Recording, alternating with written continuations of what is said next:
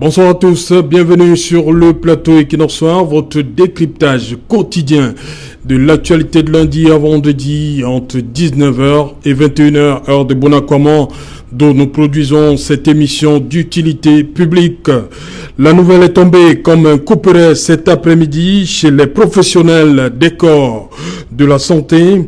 Dans une lettre circulaire à eux destinée, le ministre de la Santé leur demande de mettre fin sans délai à l'utilisation abusive des scanners. Le docteur Manaouda Malachi leur reproche l'adoption de l'imagerie médicale, notamment le scanner thoracique, comme diagnostic de confirmation du Covid-19. Le ministre de la Santé rappelle qu'à date au Cameroun, seul le diagnostic de laboratoire par la RT-PCR est l'examen de référence pour la confirmation du SARS-CoV-2, agent causal de l'infection au Covid-19. Comment comprendre cette mesure qui laisse sans voix nombre de professionnels des corps de santé, alors que les chiffres ne cessent de grimper. Madame, monsieur, tout à l'heure, à 20h, c'est la grande édition d'information qui vous sera présentée une fois de plus par Cédric Noufelet. Et tout de suite après, ce sera le débrief du journal. Tout de suite, c'est le fait du jour.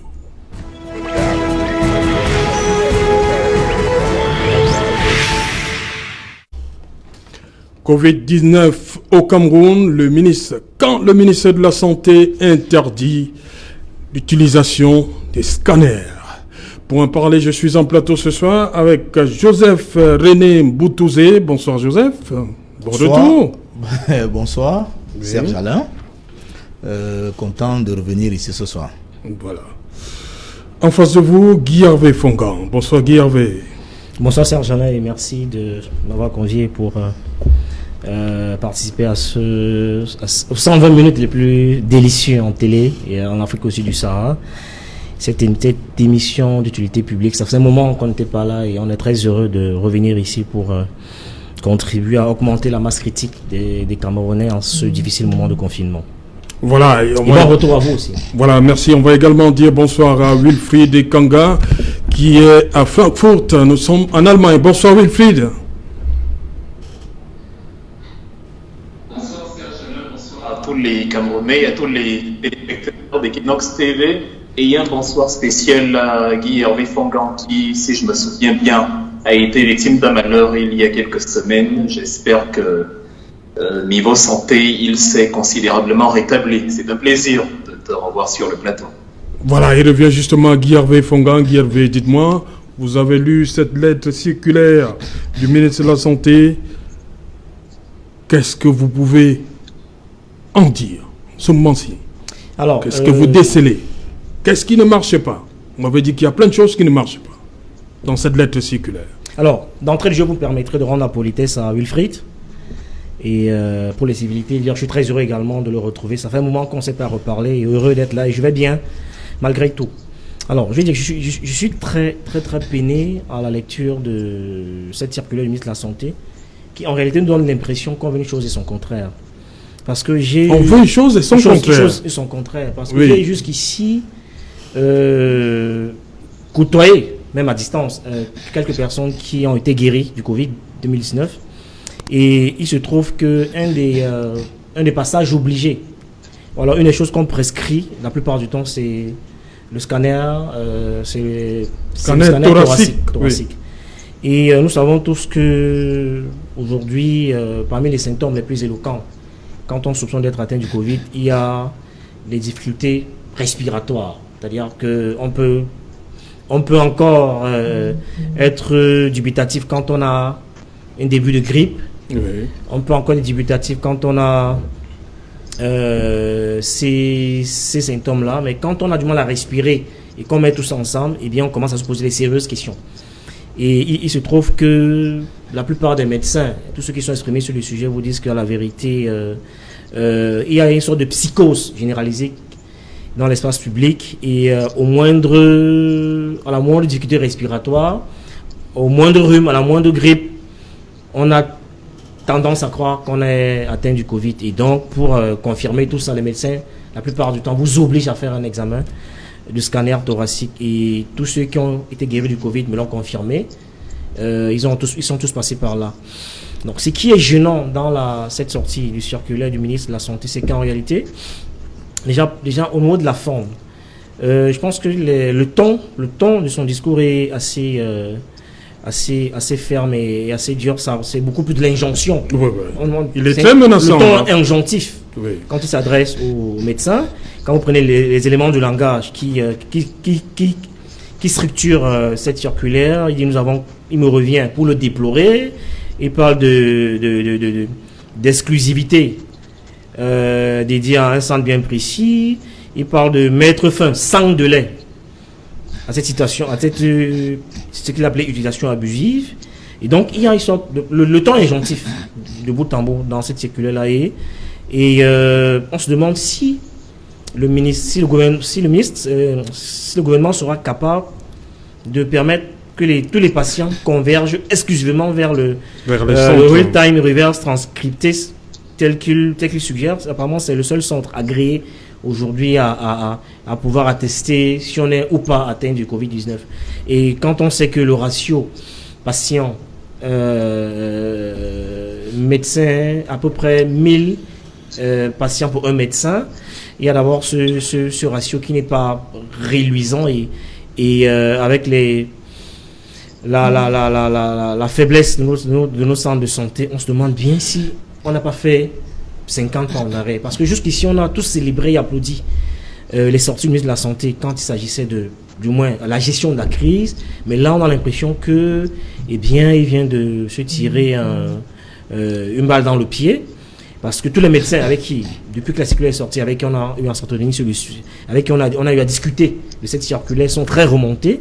Ils ne comprennent pas cette sortie du ministre qui, manifestement, avec cette circulaire ici, risque non seulement de doper la psychose et d'empêcher les médecins de travailler sereinement. Ouais. La plupart rencontrés sont très inquiets et très embêtés.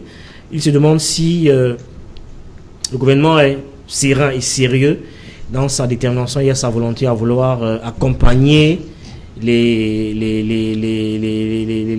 malades camerounais atteints du Covid-19.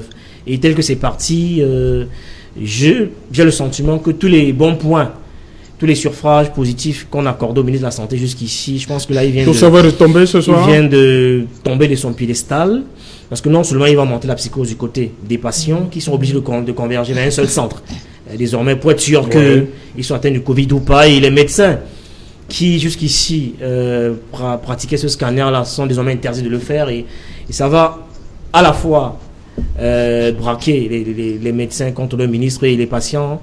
On risque avec cette circulaire atteindre un pic encore plus important de malades asymptomatiques, et ce n'est pas honnêtement ce que nous aurons souhaité.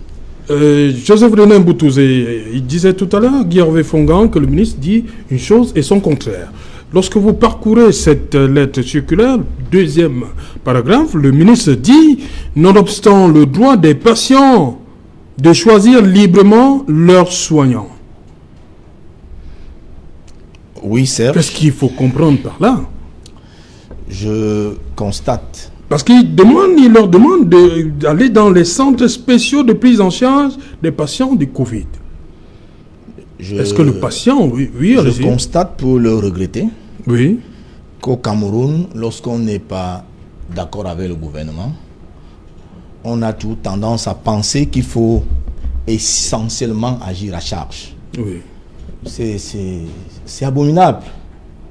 Il faut absolument trouver toutes les petites failles possibles pour agir à charge. Vraiment, le moment est très mal choisi pour scruter l'action du gouvernement au moindre fait, pour couvrir quels sont les éléments de charge qu'on peut avoir vis-à-vis de ce gouvernement. Mais là, M. Fongan n'a même pas raison. Parce que, Dieu merci, nous avions tous la circulaire. J'ai pris la peine de vous avoir, mettre à votre disposition cette lettre. Je voudrais dire à M. Fongan qu'en français, le choix des mots n'est pas neutre. Oui. Il ne faut pas survoler les mots. Le ministre dit bien, il déplore le fait que certains Non, pas que certains. Que certains professionnels des corps de la santé ont adopté l'imagerie médicale, notamment le scanner, comme diagnostic de confirmation. Oui. Voilà.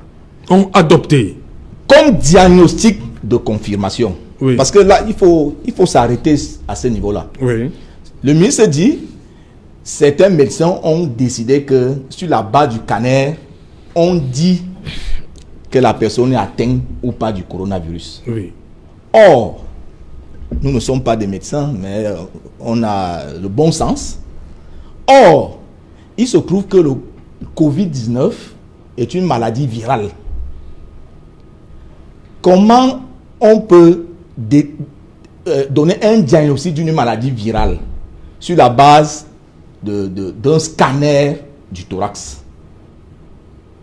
Je crois que le scanner du thorax devrait venir lorsque, au préalable, on ait découvert la présence du virus dans le corps du patient.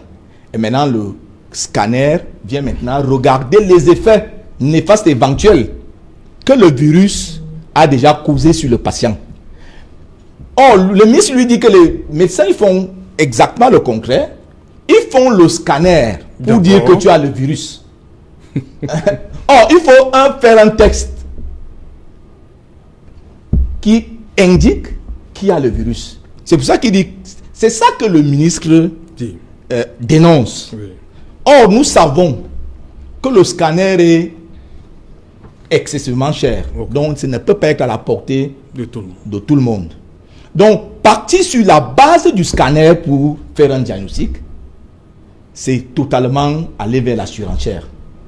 Le ministre dit donc que pour le moment, le préalable, encore que même pas le préalable, la seule chose qui indique qu'un patient est atteint du coronavirus, c'est de faire le texte qui est, comment il a appelé ça, de time reverse precipital polymerase chain reaction. Maintenant, lorsqu'on a fait ce texte antiviral et qu'on a constaté la présence, vous savez que les virus sont infinitésimales, c'est parfois difficile même de les voir sur microscope. Lorsqu'on a donc fait le test et qu'on a constaté la présence des anticorps anti-Covid, on a dit à l'assurance maintenant que le patient est atteint de cette maladie. Okay. Maintenant, tous les autres examens peuvent suivre en fonction de l'état du malade. Okay. Maintenant, et puis à la fin, oui, le ministre dit, encore qu'avant d'arriver à ce niveau, nous avions vu circuler dans des réseaux sociaux des factures énormes qui sortent de ces... Oui, on arrive, hein, oui. Voilà. On va y arriver d'autres. Le ministre dit que pour le moment, étant donné que le gouvernement n'est pas encore débordé dans les centres agréés... Ils fonctionnent tous? Pour ceux qui fonctionnent pour l'instant. Le gouvernement, est-ce que vous avez une information que le gouvernement est débordé? Il y a combien de malades? Il y a combien de malades de Covid qui sont hospitalisés aujourd'hui? Joseph René Mboutouzé, lorsque Guy avait dit que le ministre veut une chose et son contraire, parce que le ministre dit le droit des patients de choisir librement leurs soignants. Le patient peut choisir ses centres-ci comme il peut aller chez ses professionnels. Serge Alain, nous ne sommes pas dans une situation normale. Oui. Nous sommes dans une situation de crise. Oui. Et le rôle de l'État, c'est de garantir et de protéger, de garantir le bien-être des citoyens et la protection à tous les citoyens. Oui, bien sûr. Face à une situation de crise qui s'apparente à une guerre, oui. Le gouvernement est dans sa responsabilité de coordonner l'action des soins, particulièrement en ce qui concerne le cas du Covid. Ok. Donc, merci. Le gouvernement est entièrement dans son rôle. Voilà, on va permettre à Wilfried Kanga de dire une chose. Je vous ai également envoyé cette lettre circulaire, Wilfried Kanga. Votre réaction à chaud, après la lecture de cette lettre circulaire, après avoir également suivi les réactions sur ce plateau à Douala. Oui, après y avoir suivi les réactions sur le plateau à Douala, je voudrais juste rassurer mon compatriote, M. Mboutouzé, que Ce n'est pas une analyse à charge contre la sortie de Manaouda Malachi, bien au contraire, nous ne faisons que répondre à la question qui est le thème de l'émission. Alors si l'un de nous trouve que le ministre de la Santé dit une chose et son contraire, c'est parce que selon son ressentiment personnel, il a vu de la contradiction entre ce qui est dit et ce qui a été fait. Et ça peut venir entre autres du fait qu'au mois de mars, Monsieur Manaouda Malachi disait que les malades du Covid-19 sont pris en charge gratuitement par les hôpitaux, ce qui entrait déjà en contradiction avec les réactions des populations qui, eux, se plaignaient des sommes colossales qu'ils devaient dépenser. Il y a quelques jours encore, je pense c'était à Yassa Douala, où le directeur général d'un hôpital contredisait encore les propos du MinSanté en disant « Nous n'avons pas reçu des donations de l'État pour des prises en charge gratuites. » Et justement, dans le siège de tout ça, quand il y a un tel hic dans la communication, il y a une perte de confiance, une perte de crédibilité.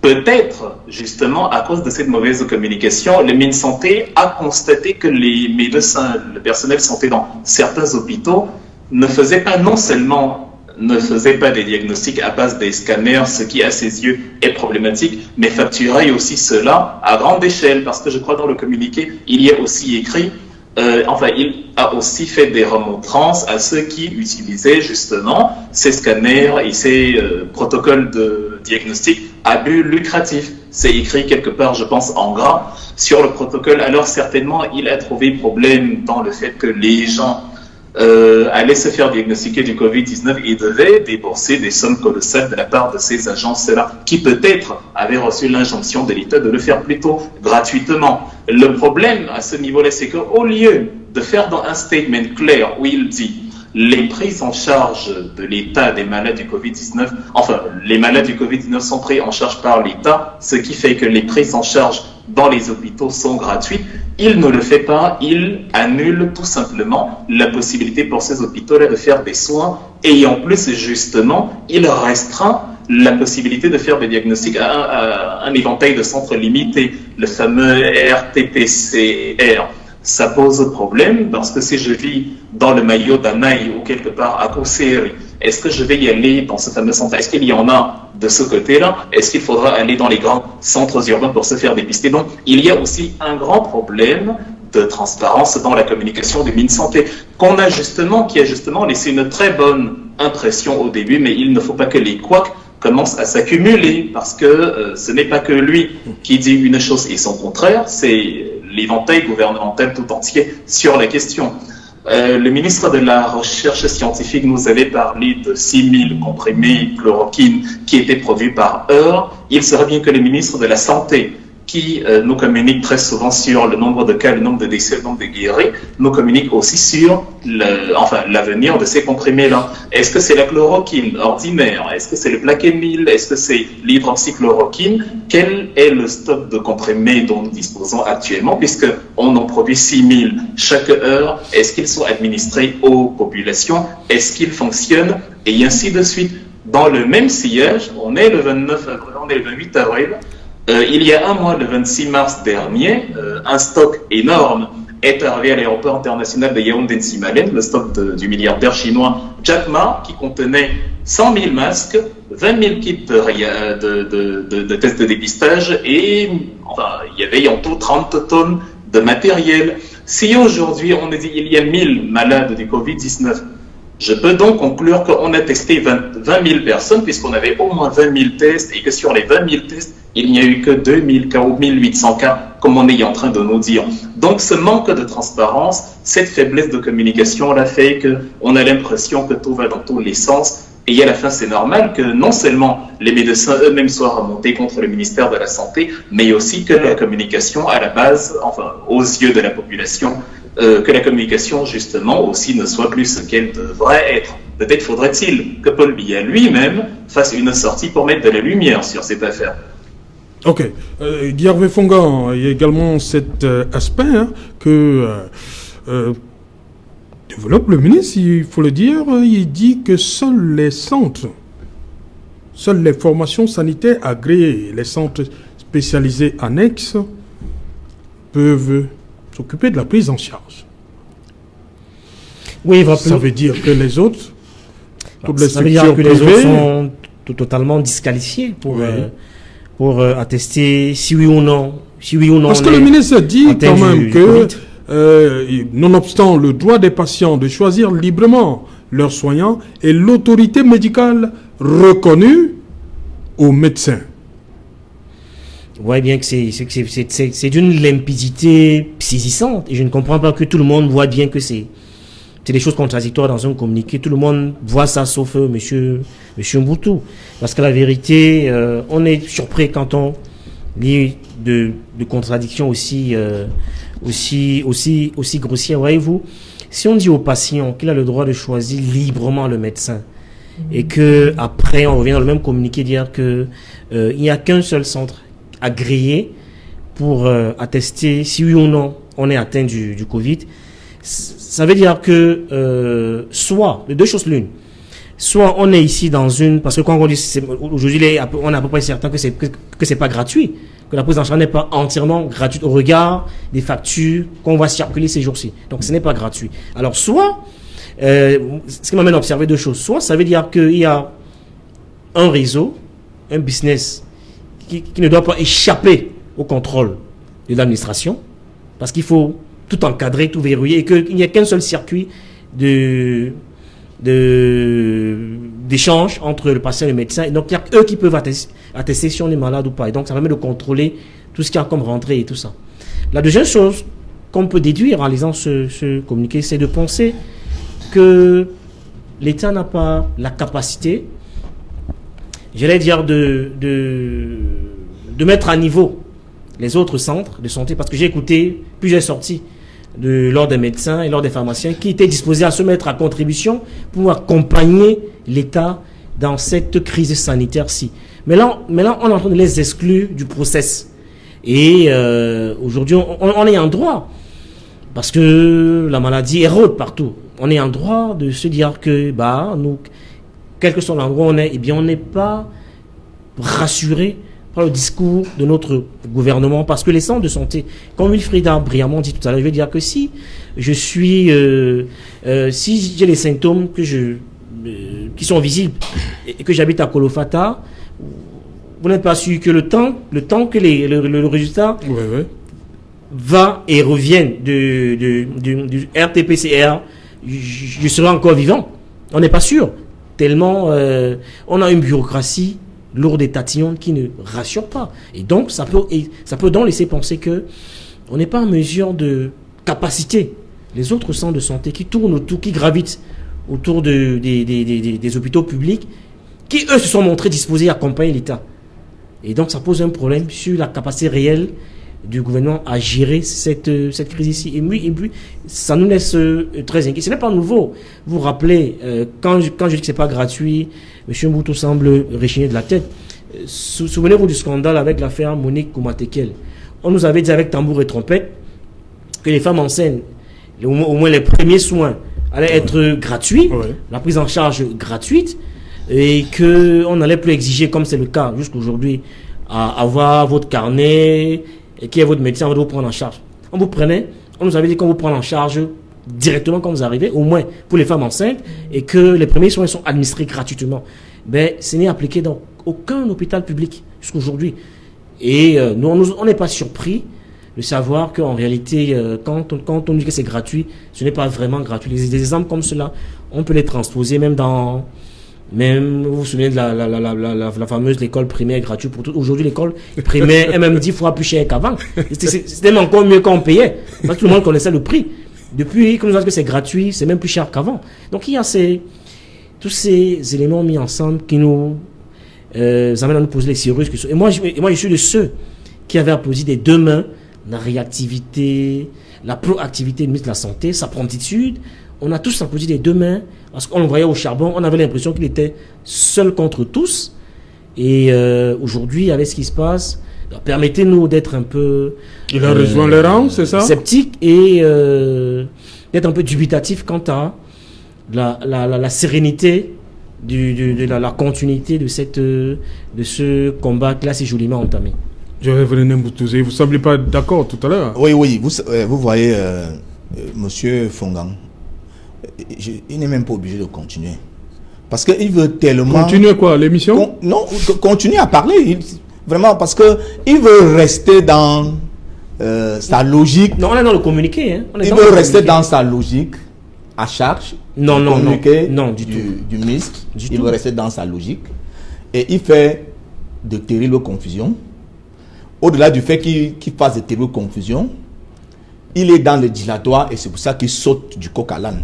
On parle du communiqué du ministre et du Covid. Lui, il parlait déjà des femmes enceintes, il parle bien de l'école. La gratuité. Monsieur Fongang, vous faites du dilatoire. Et cela se voit. La gratuité, de la gratuité. Que vous êtes passé ce soir totalement à côté de la plaque. Non, vous avez discuté avec les malades du Covid ces jours-ci. Vous avez échangé avec eux. Quand vous allez finir, je vais continuer. C'est pas gratuit. Ok. Vous êtes ce soir passé à côté de la plaque parce que vous vous mêlez les pédales. Je vais vous rappeler que le RTCPR n'est pas un lieu. Parce que vous dites que le temps de quitter Kolfata et arriver au RTPCR, c'est pas un lieu. C'est l'examen qui te permet de savoir si tu as le Covid. Non, on aurait mal compris. On aurait pu dire, concernant du VA, le test de Lisa, pour que vous compreniez bien, monsieur Fongang. Donc, je vois que vous êtes totalement largué parce que vous voulez absolument avoir quelque chose à dire ici, alors que vous n'avez pas raison. En début d'émission, Serge Alain a dit que le ministre a interdit l'utilisation du scanner. Oui. Utilisation abusive. Or, ce n'est pas ce que le ministre a dit. C'est pour ça que j'ai dit ne survolez pas les mots pour donner une autre lecture de la circulaire du ministre. Le ministre a demandé d'atténuer l'utilisation du scanner. Atténuer. Non, il a interdit. Non, il n'a pas interdit, monsieur. Non, il a interdit. Vous avez même dit que les mots ont un sens en français. Je vous en prie. Permettez donc que je mette les choses au clair. Le ministre de la Santé publique demande à tous les professionnels des corps de la santé, d'une part, de mettre fin sans délai à cette utilisation abusive des scanners. Voilà. Mettre fin sans délai. Mettre fin à l'utilisation abusive, c'est-à-dire d'atténuer l'utilisation du scanner. Il a demandé d'arrêter. Mettre fin sans délai. À quoi? À l'utilisation abusive du scanner. Oui. S'il avait voulu dire plus du tout de scanner, il n'allait pas dire l'utilisation abusive. Il allait simplement dire. Oui. On est d'accord. Voilà. Donc, le ministre de la Santé n'est pas une autorité médicale pour dire. Je ne sais pas s'il y a un protocole qui fait l'unanimité dans le monde entier actuellement. C'est chaque pays, en fonction de sa croyance, qui choisit un protocole ou bien un autre. Donc on ne peut pas laisser les soins de cette maladie qui n'a pas encore été éprouvée par le comité scientifique mondial. Laisser ça entre les mains. Il n'y a que tel qui peut faire telle chose. Pourquoi? Et c'est pour ça qu'on parle d'agréer. Agréer vient d'agrément. Or, pour avoir un agrément, c'est un acte administratif qu'une autorité publique prend. Ça veut dire que pour l'instant, compte tenu de la méconnaissance que nous avions du Covid aujourd'hui, il est dangereux qu'on décide de façon libre, quel que soit le fait que le patient puisse librement choisir son médecin traitant. Mais pour le cas spécifique du Covid-19, et compte tenu de tout le flou scientifique qui est encore autour de cette maladie, l'État se donne le droit d'agréer cette information sanitaire pour pouvoir le faire. C'est dans ce sens qu'il faut comprendre. Donc le ministre ne dit pas quelque chose et son contraire. Dans tous les domaines, il y a des agréments qu'on en donne à X et on n'en donne pas à Y. Et lorsque vous n'êtes pas une formation agréée, vous n'avez pas le droit d'exercer. C'est dans ce sens qu'il faut le comprendre, monsieur Fonga. Non, juste une phrase rapidement pour dire que parce que Wilfried il ne s'agit aucunement d'un procès à charge contre lui. Non, c'est pas ça qu'il s'agit. Je suis même de ceux qui ont appelé, qui ont demandé que les personnels médicaux de santé reçoivent une prime spéciale compte tenu de leur détermination, de leur engagement quotidien pour lutter contre la maladie. Et je suis de ceux qui ont applaudi les deux mains la promptitude du ministre de la Santé. Alors, quand vous nous dites aujourd'hui que les autres centres de santé sont disqualifiés parce qu'il y a un agrément préalable, je voulais quand même vous rappeler qu'aujourd'hui nous sommes tous bluffés par le fait qu'on est à 800 cas de guérison. Et parmi les 800 cas de guérison, figurez-vous bien que il y a parmi ces 800 cas des gens qui ont été soignés et traités dans ces centres-là. Donc, si vous semblez nous faire croire que, et c'est vrai, vous avez peut-être raison, de laisser croire qu'on a une méconnaissance de la maladie, mais l'exploit réalisé par nos médecins jusqu'ici, qui ont guéri 800 personnes, eh bien, vient battre en brèche l'idée selon laquelle vous voulez nous faire croire qu'on a une méconnaissance de la maladie. Sinon, on n'aurait pas guéri aussi facile. PRT-PCR est l'examen de référence pour la confirmation du Covid-19. Seul cet examen de référence. Ça veut dire quoi? Or, cet examen de référence, cet examen de référence, on le fait où? On le fait où? Monsieur, et il y a, mais vous savez vous prendre une minute, vous m'avez pris une minute tout à l'heure. Vous avez fini, je voulais finir. Monsieur Fonga, vous m'avez pris une minute tout à l'heure. Je voulais finir pour dire que nous, non, je voulais finir. Pour savoir si vous êtes... Je vais vous passer la parole. Je peux finir. Allez-y. Donc, il dit clairement que, et c'est écrit en français, est l'examen de référence pour la contamination, pour la confirmation du Covid-19. Il y a que cet examen. Après cet examen, qu'on peut savoir si oui ou non vous êtes atteint du Covid-19. Et donc, ce n'est plus seulement le scanner thoracique. Il y a cet examen. Il y a que l'examen de référence pour la confirmation du Covid-19. Sauf que on a très peu de centres agréés. On a très peu de centres agréés. Par rapport au nombre de cas. Par rapport au nombre de cas aujourd'hui, on a un ratio de 1000 médecins pour un patient. C'est les chiffres les plus récents. Ça veut dire que nous autres, on serait attendus à ce qu'il y ait une union des forces. Parce que je vous réitère encore que j'ai écouté l'autre. Lui, je veux dire que est-ce qu'il a reçu encore agrément pour apporter sa contribution.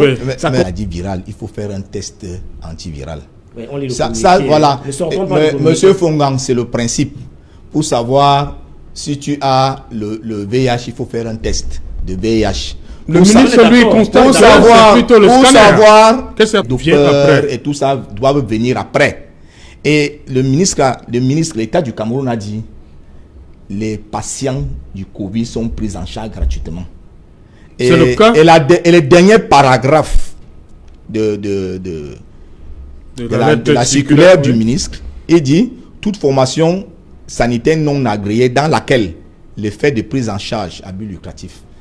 Vous voyez que ce n'est même pas qu'en fait qu'il interdit même que des gens aillent même dans des formations sanitaires non agréées. Il dit donc à ces formations sanitaires, si vous recevez donc des Camerounais, soignez-les gratuitement. Si vous ne les soignez pas gratuitement, on va vous sanctionner parce que l'État est disposé à soigner gratuitement. C'est ce que le ministre dit. Le ministre ne demande même pas que vous n'allez pas dans les centres non agréés. Il y a des centres que l'État a agréés parce que la prise en charge là-bas est sûre, rapide et gratuite. Maintenant, s'il y a des centres qui décident aussi de faire une prise en charge, il faut qu'ils aillent dans l'esprit du règlement du gouvernement qui voudrait que cette pathologie soit gratuitement soignée au Cameroun. Et je crois que c'est dans ce sens que le monseigneur Cléda qui l'évoque là a dit que son protocole de traitement était gratuit. Et c'est ça qu'on appelle donc de la synergie, monsieur Fonga. C'est ça la synergie. Donc vous demandez fait partie du processus. Maintenant, je vous dis. Non, oui ou non. On va écouter Wilfried. On va écouter Wilfried aussi à propos. Wilfried Kanga, lorsque vous suivez tout ça, est-ce que l'État peut à lui tout seul s'occuper de la prise en charge? Lorsque vous regardez les chiffres aujourd'hui au Cameroun, est-ce que l'État peut à lui tout seul, en excluant ces professionnels des corps de santé qui sont très remontés? Il faut dire que j'ai appelé beaucoup pour cette émission ce soir, ils sont très remontés. Difficile pour eux de s'exprimer. Il faut donc se poser la question pourquoi ils sont remontés. Avant toute chose, il faut préciser 2 ou 3 éléments. C'est que lorsqu'on parle des cas guéris, de toute façon, on ne meurt pas automatiquement du Covid-19. Ce n'est pas une maladie à 100% létale. Bien au contraire, le taux de létalité est assez faible. Ça veut dire que si vous avez 100 personnes qui sont atteintes, il y a 2 qui vont en mourir. Par exemple, à Madagascar, il y a environ 120 cas actuellement, il n'y a encore aucun décès. Donc, vous pouvez y avoir 2000, 3000 cas, et vous entendez, il y a 500, 600 personnes qui sont guéries. Ça veut dire, même s'ils n'étaient pas allés à l'hôpital, ils ne seraient pas décédés. Peut-être l'hôpital a permis simplement d'accélérer le fait qu'ils se débarrassent, que leur corps se débarrasse des symptômes et qu'ils aillent mieux plus rapidement. Donc, dire certains ont été guéris dans tel ou tel hôpital n'est pas forcément le fait de cet hôpital-là. Enfin, de mon point de vue, Guy Hervé Fondant n'a pas totalement tort quand il dit que Manaouda Malachi dit une chose et son contraire, parce que sur la prise en charge gratuite par les hôpitaux, je rappelle qu'il y a justement des infirmiers dans le sillage de ceux qui n'ont pas voulu s'exprimer et qui en coulisses sont remontés contre Manaouda Malachi. Il y a des infirmiers, des directeurs généraux d'hôpitaux qui ont contredit Manaouda Malachi en disant non, nous n'avons reçu aucun couloir financier de l'État pour prendre en charge les patients du Covid-19, contrairement à ce que Manaouda Malachi a dit. Si maintenant ce ne sont que des exceptions, soit si la plupart des hôpitaux agréés ont reçu justement l'encadrement de l'État pour prendre en charge gratuite, soit c'est même une très bonne chose. Maintenant, il faut peut-être rappeler à M. Motozé que l'agrément pour un hôpital ou pour un problème sanitaire, ce n'est pas comme l'agrément pour un restaurant ou pour un hôtel. Les clients d'un hôpital ou d'un hôtel, c'est pas vital, ils peuvent choisir d'y aller ou pas. Mais lorsqu'on a affaire à une maladie qui touche tout le pays, il faut que le maximum d'hôpitaux possibles aient des agréments. Et c'est pour ça que la question reste la même.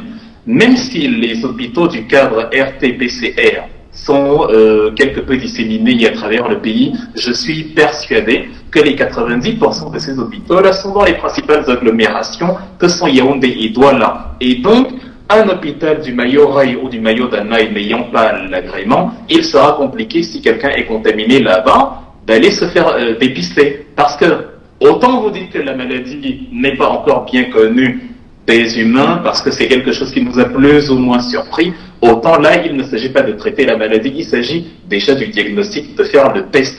Maintenant, vous avez raison quand vous dites que, d'après ce que moi je sais que l'élément principal pour le test, c'est le fameux kit, la paille qu'on utilise, on fait un prélèvement, et après on va en laboratoire, et quelques temps plus tard, on vous dit si vous êtes malade ou pas. Il est clair qu'actuellement, c'est l'instrument le plus fiable. Le scanner ne vient qu'après pour le traitement des difficultés respiratoires, etc. Mais je ne sais pas si vous vous rendez compte que quand vous dites cela, c'est que vous reconnaissez que le nombre d'hôpitaux équipés en kit pour réaliser ces tests est très limité. Parce que ce que Manaouda Malachi veut dire en réalité, c'est qu'il y a peu d'hôpitaux qui ont les moyens pour réaliser les tests comme il se doit. Et c'est pour ça que la question que j'ai posée au départ revient. Jack Ma a envoyé 21 000 tests qui sont arrivés à l'aéroport international, 20 000 tests qui sont arrivés à l'aéroport international de Yaoundé-Tsimalen le 26 mars. Manaouda Malachi nous dit on a aujourd'hui à peu près 1800 cas de Covid-19.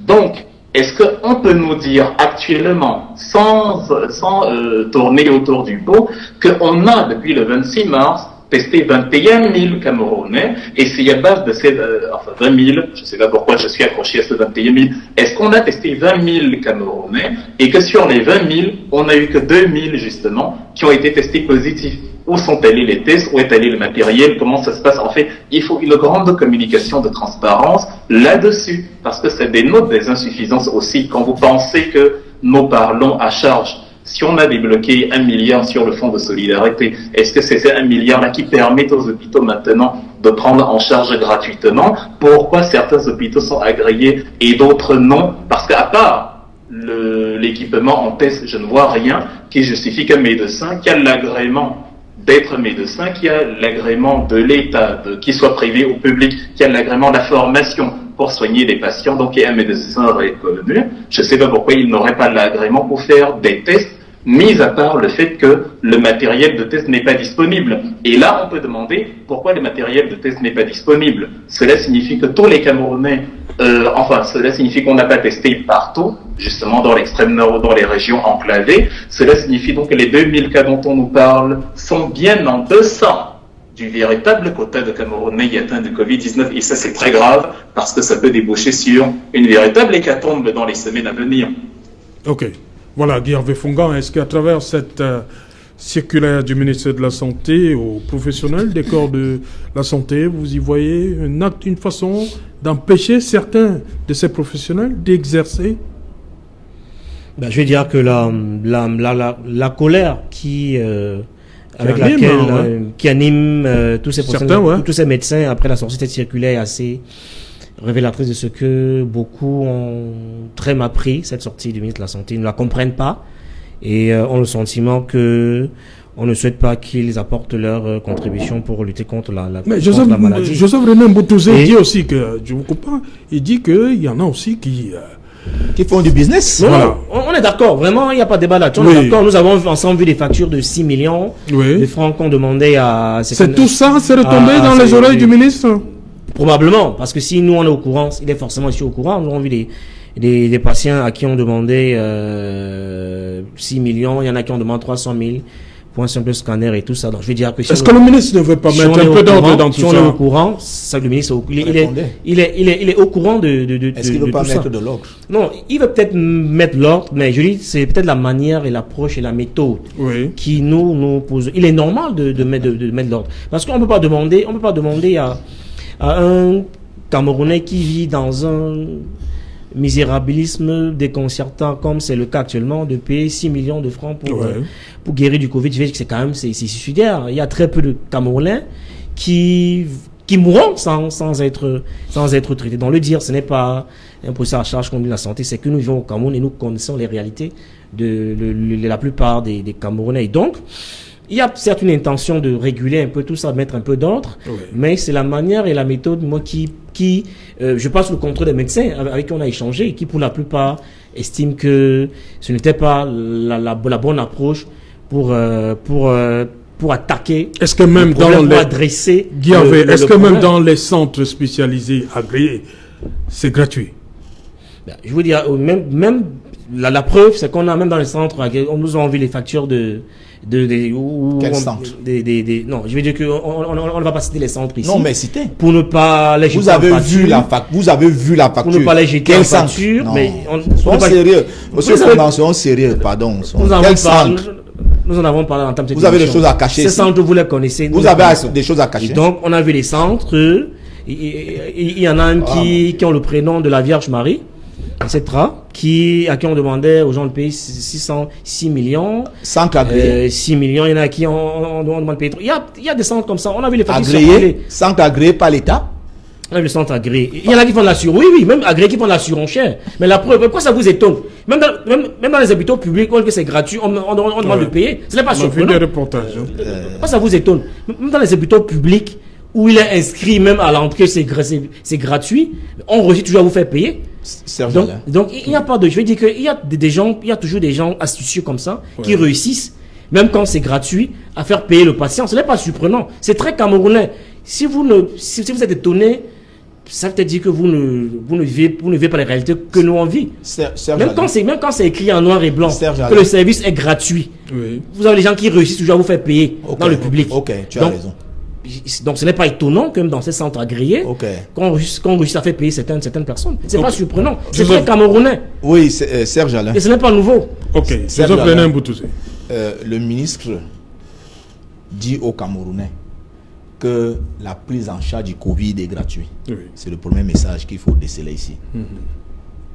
Deuxième message, le ministre condamne les méthodes non conventionnelles pour dire qu'on a le virus. Ce n'est pas sur la base d'un scanner qu'on va dire que vous avez le virus.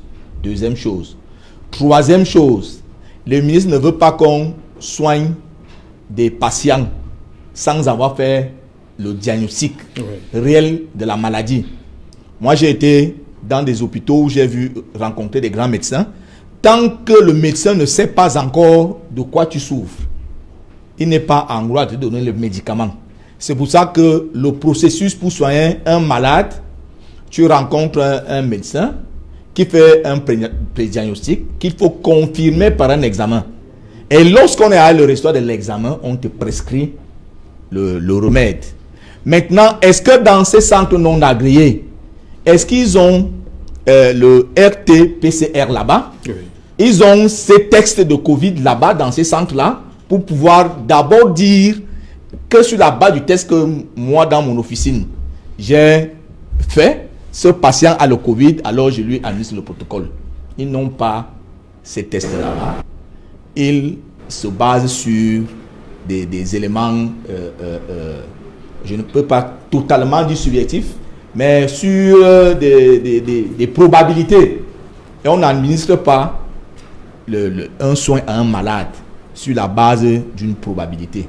Okay. On administre un soin à un malade sur la base d'un examen qui a spécifiquement dit effectivement le malade souffre de cette pathologie ou pas. Merci Joseph René Mboutouzé. C'est l'heure dans un instant du journal parce que il est déjà là, Cédric Noufélé pour les titres du 20h. Bonsoir Cédric, au menu ce soir. Bonsoir Serge Alain, bonsoir à vos invités. Ce soir, nous parlerons de Monseigneur Samuel Cléda, archevêque métropolitain de Douala, confirme détenir ce protocole thérapeutique spécial qui a permis de soulager une centaine de personnes, parmi lesquelles des médecins atteints du Covid-19.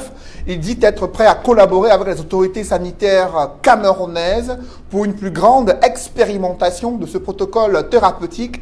Vous l'écouterez dans le journal de 20h. Nous reviendrons sur cette controverse autour de ces véhicules estampillés OMS et qui ont été transférés aux autorités sanitaires dans la région du centre. L'acquisition de ces grosses voitures tout-terrain et l'achat du carburant suscite des critiques de la part des Camerounais qui estiment que la priorité doit être l'amélioration de la prise en charge optimale des patients atteints du Covid, également l'acquisition du matériel médical pour cette prise en charge. Comment réagissent les responsables locaux de l'OMS interpellés par cette vague de critiques? Vous les écouterez également au journal de 20h. Nous parlerons aussi ce soir de la situation sanitaire à travers le monde. De nombreux pays africains et occidentaux se préparent à un déconfinement progressif. La situation demeure encore fragile. Nous ferons le point dans le journal de 20h. C'est Alain. Cédric Noufélé, vous dites que Monseigneur Samuel Cléda, archevêque métropolitain de la ville de Douala, soulage les médecins. Il a fait savoir que parmi les victimes du Covid-19 et les patients qui ont retrouvé la santé après avoir été pris en charge dans le cadre des structures sanitaires catholiques à Douala, il y a des médecins qui ont pris son protocole thérapeutique spécial. On le précise, un traitement fait à base d'extraits de plantes médicinales. Nous en parlerons dans quelques instants. Voilà, madame, monsieur, c'est la fin de cette première partie Equinox Soir. On se retrouve après le journal de Cédric Noufélé pour Equinox Soir. Deuxième partie, ce sera le temps du débrief. Nous serons toujours en compagnie de nos invités Douala, Francfort et peut-être